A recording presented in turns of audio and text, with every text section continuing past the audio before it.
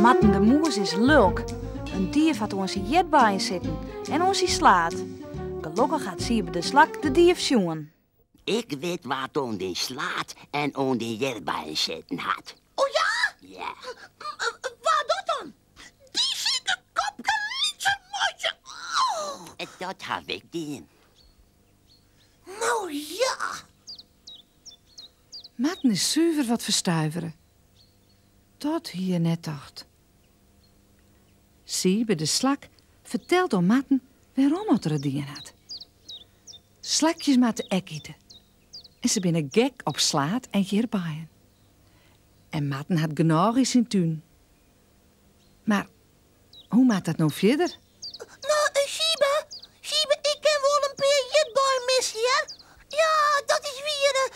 Ik ken wel wat slaat missen, Siebe. Siebe, wacht even, Siebe. Ik krijg een heel goed idee. Doop eens gek op jetbal, nou? Ja, dat had je nou wel in de gaten, denk. Oh, Siebe, ik maak je een hele lekkere jetbaltaart. En dan krijg je toch weer een stuk. Nou, hoe liet het uit dat daar? Nou, dat lijkt het me heel goed daar. En dan hoor ik echt net onder jetbaan te zitten in de tuin. Matten ziet het nog een paar hierbij. En als het kwarken vol is, gaat er op hoes aan. Matten zit op het hoes van Siebe.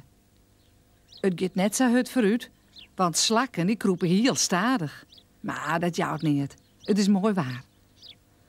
Na een skofke binnen ze bij Matten zijn huis. Siebe maar in een luie stoel boeten in de tuin zitten. Siebe, ik zal gauw een lekkere taart maken. Maar je zo wat jetbal erop. Nou, Siebe, jou doet je maar lekker deel in je luie stoel, ja? Matten gaat aan het werk. Hij dacht, sas zijn best. En de taart wordt heel mooi. Wiet, maar rere hierbijen. En aan de kant liet ze nutsjes. Als de taart heel en al klaar is, dacht Matten de taart op een grote schaal. Een hele mooie jetbaltaart. Oh, wat is dat mooi, meneer Matten.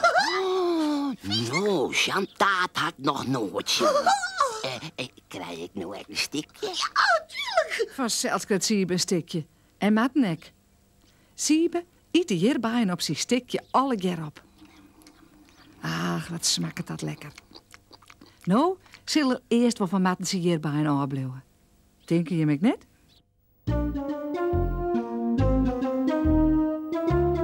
Morgen is Matten de Moes er weer met een nieuw avontuur. Nog maar lekker sliepen en ontmoen.